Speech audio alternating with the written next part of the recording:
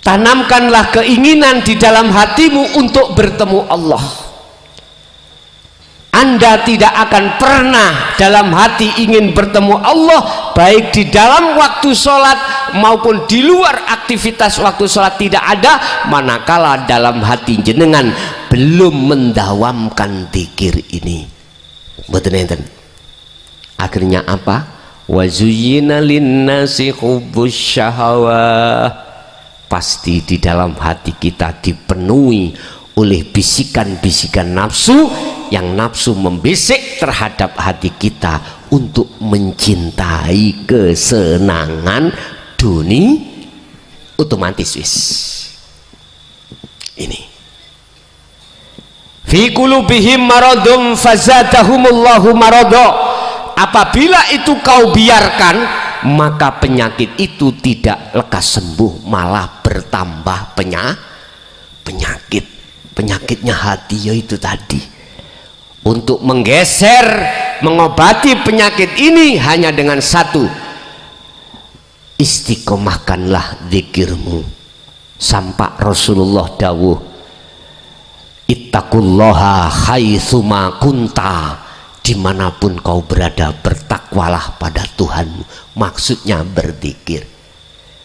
Lah, beliau Rasulullah sampai yang meneruskan estafet Rasulullah yang disebut tabi'ina sholihin, alladzina yadhkurunallaha qiyaman wa qu'udan wa ala junubihim.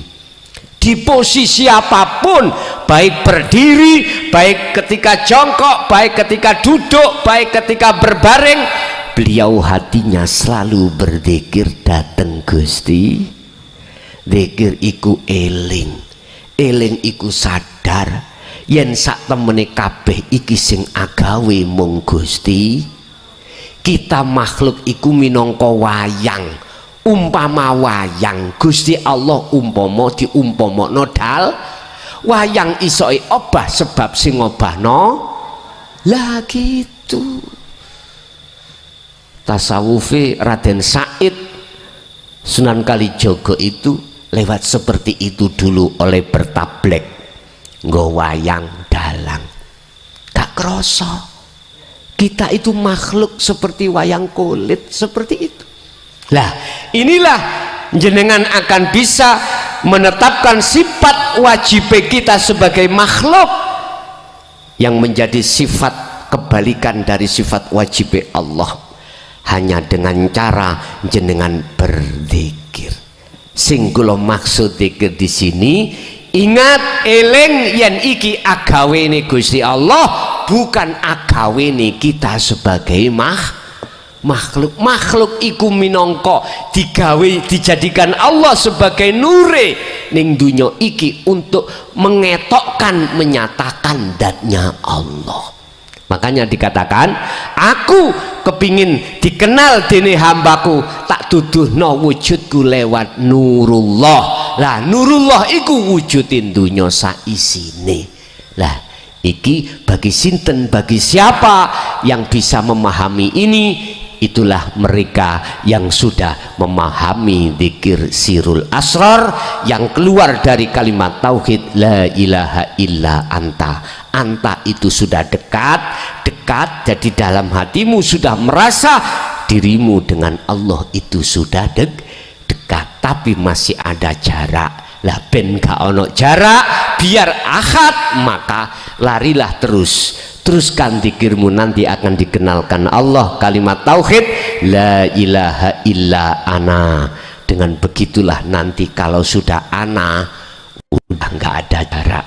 Itulah yang disebut ammal arifuna la yarawna li anfusihim syai'an bal yusyahiduna annal fa'ila huwallahu ta'ala.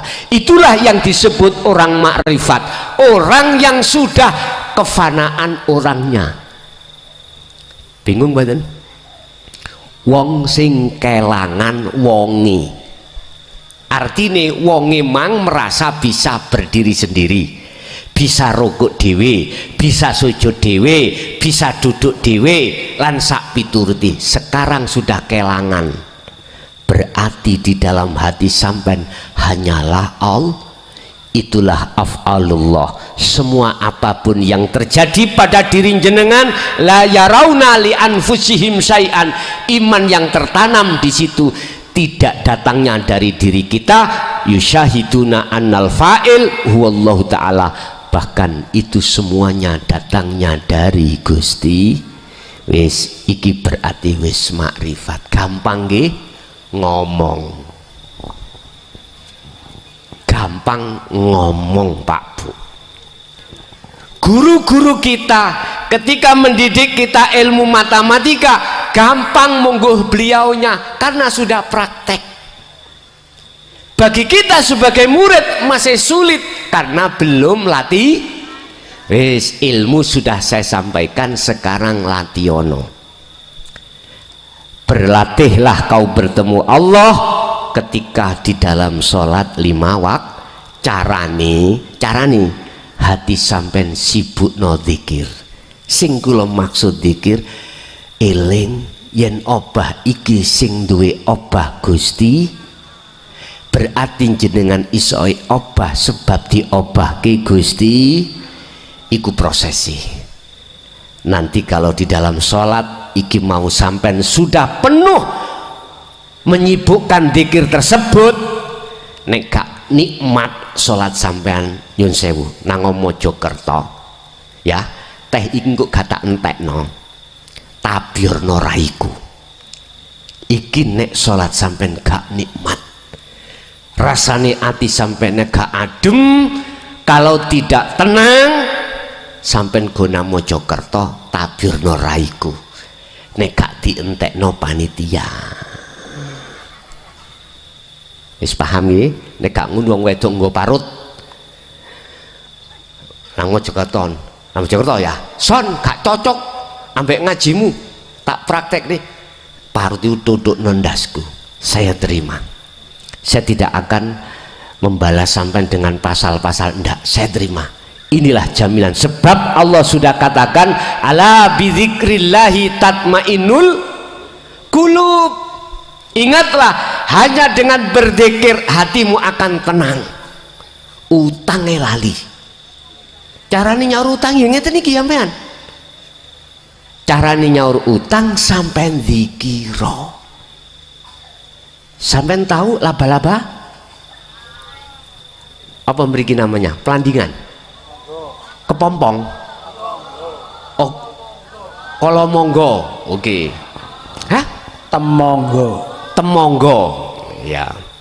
Sampai lihat, pernah sampai melihat laba-laba itu meninggalkan rumahnya cari-cari makanan, lalat, lamuk, pernah? Boten. Dia hanya sibuk membenahi rumahnya, semakin lama semakin besar, nanti yang namanya lalat itu datang sendiri, terjaring, nyamuk terjaring. Siapa yang mendatangkan lalat? Allah. Wa may yattaqillaha yaj'al lahu makhrajan. Sing sapa wonge gelem takwa menyang Gusti Allah, bagaimana Allah jawab? Yaj'al lahu makhrajan. Urusanmu sing berat apapun lah dibuka Allah, artinya solusinya dikasihkan. Wa yarzuqhum min haitsu la yahtasib, dan datangnya itu tidak disangka. Shallu ala Nabi Muhammad. Maksude jenengan dzikir iku paribasan, umpama laba-laba tiap saat dan waktu membenahi itu rumah hati sampean, dzikir itu. Lah gak mangan Gus, ojo mikir ngono. Wis tah percaya gak percaya, nek atimu terus dzikir tanpa jedah, wis inilah yastami'unal qaul, inilah tanda-tanda Anda akan menjadi kekasih Allah. Ini kekasih Allah, tanda-tanda Anda akan menjadi kekasih Allah. Kekasih Allah itu gak harus ndugi nasab, dukure wali ni sore mesti dadi wali, mboten. Gusti Allah tidak pernah bilang tentang masalah kekasih Allah itu nasab. mohon maaf. Dan atau Gusti Allah tidak pernah membahas ning Quran tentang kekasih itu harus, mohon maaf ya, dari dzurriyyah. Enggak. Di situ memakai isim nakiroh umum. Siapapun yang dikehendaki Allah pasti akan bisa. Siapa mereka yang dikehendaki? Tengriku mengatakan mayyasha, siapapun yang dikehendaki, walaupun kita itu garis keturunan dari 21. Tahu 21? Halo, lokalisasi kalau wanita nakal, walaupun kita anak wanita nakal bisa, bila mana Allah percaya enggak? Ingat sejarah onok begenggek ngombeni kirek, mestinya dia itu melebun rokok tapi melebu suar. Onok begenggek mari ngelakoni mulih ngombeni kirek. Lho begenggek iku apa diterasno? Begenggek niku napa, Mbak? Begenggek niku napa, Gus? Begenggek niku. Sampeyan mboten seberapa begenggek? Dereng. Pelacur. Pelacur. Mriki napa bahasane? Pelacur lah, nakal pol ini gue. Pura. Wis gak pahaman ya. Wanita nakal. Wis ya, jelas ya. Bila mana Allah mengendaki dia untuk sampai pada Allah, mampukah Allah? Buka di dalam surah Az-Zumar ayat 17-18. Siapa mereka yang dikehendaki sebagai mayyasha? Pertama, yastami'unal qaul wa yattabi'una ahsanahu. Mereka itu ketika mendengarkan ajaran Rasulullah di jalur dinul tauhid, dia terima. Wa yattabi'un, mereka ikut mengikuti. Disuruh berzikir dalam sholat, ya zikir. Disuruh berzikir di luar aktivitas sholat, ya tetap zikir. Itulah yang dimaksud, tidak hanya mendengarkan dan menerima, memahami dan meyakini, tapi juga mempraktekkan. Zikir yang ku maksud tadi, tolong praktekkan di dalam sholat. Kalau tidak, hati jenengan ikut tatmainul qulub, jaminan saya siap sampai hadiri di rumah, di pondok saya sana, teh iki mau sampai antem noraiku. Gak ono teh sandal sak ono. Inilah jaminan. Mengapa saya berani mengatakan seperti ini? Karena Allah yang dawuh, ala bidzikrillahi tatmainnul qulub. Bahkan di dalam surat Al-Ahzab Allah katakan, ya ayyuhalladzina amanu dzkurullaha dzikron katsiron. Perbanyak zikir itu. Bab masalah zikir tergantung kita dari mana mensikapi. Kalau dari syariat, ya afdalu dzikri fa'lam annahu la ilaha illallah. Kalau munggah ke atas thariqah, la ilaha illahuwa dzikir sirri. Munggah ke hakikat, la ilaha illa anta, diem. Iki nek cara orang dulu itu khalwat, meditasi, menyempurnakan apa namanya kesadaran kita penuh kalau kita itu sesungguhnya adalah wayang kulit. Kita adalah la haula wala quwata. Kesadaran penuh masuk di dalam hati sampean dengan mengucapkan Allah, Allah dalam hati, maka Allah akan membimbing Anda untuk bisa bertemu Allah. Barang siapa dalam hatinya ada keinginan seperti ini, aku berjanji, kata Allah, akan menemui pada waktu yang sudah aku tentukan. Kapan-kapan Allah sendiri yang berjanji. Surat apa tadi? Al-Ankabut ayat 5. Allah berjanji akan bertemu terhadap panjenengan manakala di dalam hati Anda ada sekecil apapun ingin bertemu Gusti Allah. Niki nek cara takji kanthi detail tuk subuh gak mari. Makanya saya ambil secara ringkas aja jenengan ben gak gampang bingung, ben gampang menerima. Jadi inilah Bapak Ibu syarat pertama, fal ya'mal amalan sholihan.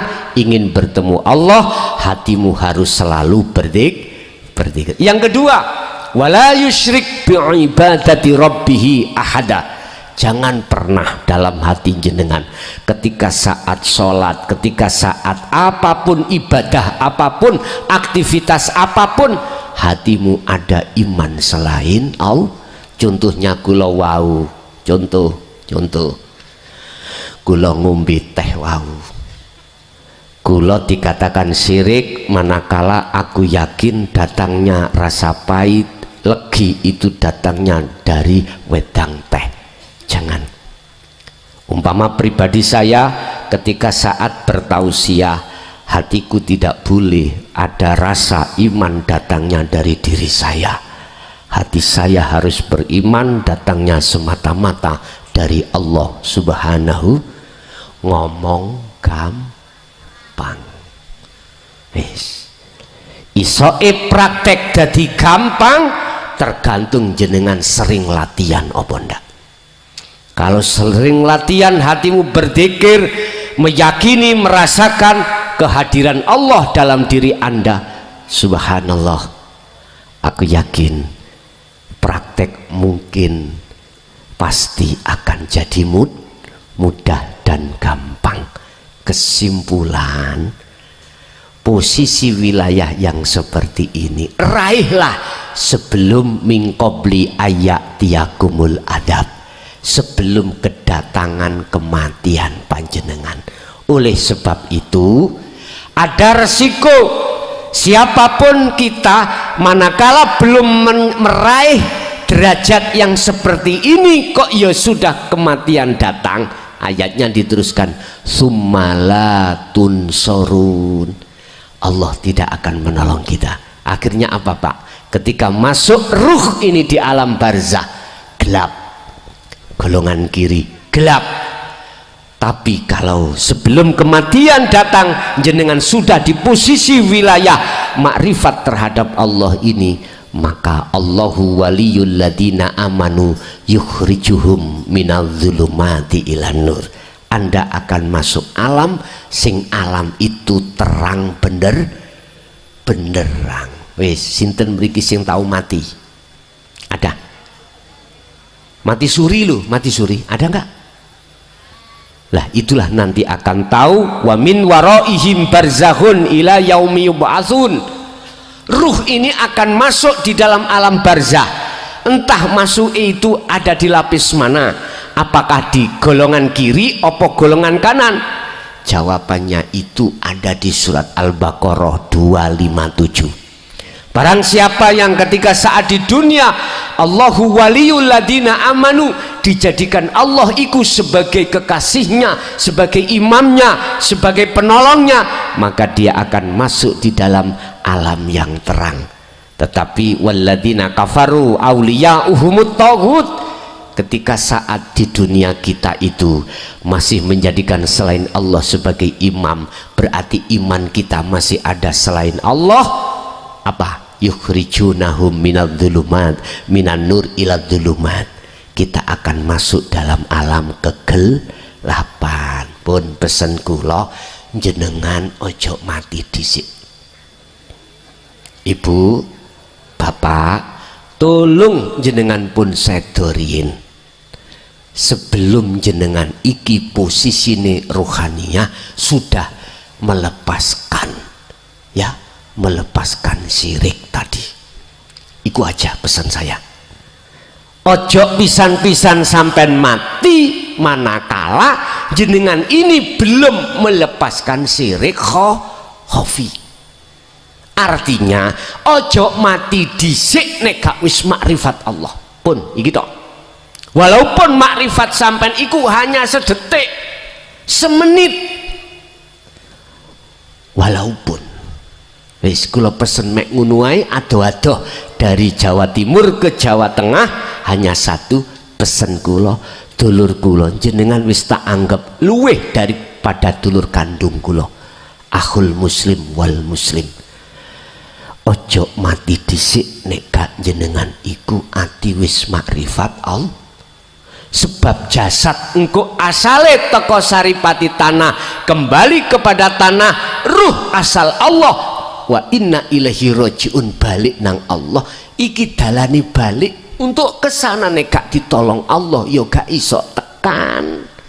Kalau jasad Pak gak iso budal dewe, ada tetangga yang mengantar, nggih mboten? Roh niki le kembali kepada Allah dengan sendiri. Siapa yang mengantar? Gak ada yang bisa mengantar kecuali Allah, kecuali Allah. Lah Allah akan menjemput kita, Allah akan memberikan pertolongan kita karena kita waktu di dunia sudah melepaskan syirik yang menyekutukan Allah. Wala yusyrik bi ibadati rabbih ahada. Harus tidak ada syirik itu. Syirik kan ada dua, jali dengan khafi. Jali gue jelas secara syariat, khafi iki le halus iki le gak bisa dideteksi manakala kita tidak terlibat di dalam dzikir sirul asror, tidak bisa. Makanya ini zaman wis akhir. Palestina Allah sudah mentakdirkan berkecamuk. Nanti pasti negara Islam lainnya akan ikut berperang termasuk Indonesia. Aku gak bocorno, iki Quran. Kalau itu sudah terjadi berarti itulah tanda penghujung dunia ini. Naudzubillah, wallahu ta'ala utawi Gusti Allah yang tahu ya. Cuman kita hanya melihat dari tanda-tandanya. Jikalau Palestina ini sudah ngumpul jadi satu, baik umat Islam atau yang lainnya, berarti itu tanda awal dari penghujung zaman. Lihat semuanya disuruh kembali ke Israel. Orang Yahudi yang berbagai negara ngumpul dadi siji. Gue nek wis dadi siji penak bom-bomane entek lho, ngoten lho. Jadi nanti umat Islam seluruh dunia pasti terlibat. Jadi perang ini tidak perang antara Hamas dengan Israel aja, nanti akan regional. Nanti perang ini akan meluas. Wis kapan ini terjadi? Coro detik-detiknya yes, wallahu a'lam ya. Allah sendiri yang tahu. Cuman kita melihatnya dari arah tanda-tanda penghujung zaman termasuk seperti ini. Mumpung durung, maksud kula, mumpung durung kita tidak tahu kapan dijemput Allah, kapan Allah memaksa terhadap kita untuk kembali, sisa umur kita tinggal berapa kita tidak tahu. Oleh sebab itu lekaslah, dandanono omah hatimu, dandanono dzikirmu, biar kau lekas bisa kembali dan bertemu. Sebab sejatine kita mulai saat akil balik sampai berapa puluh tahun ini telah tinggalkan Allah. Kita minggat dari kekasih sejati, yaitu Allah. Sekarang kita dipanggil lagi oleh Allah.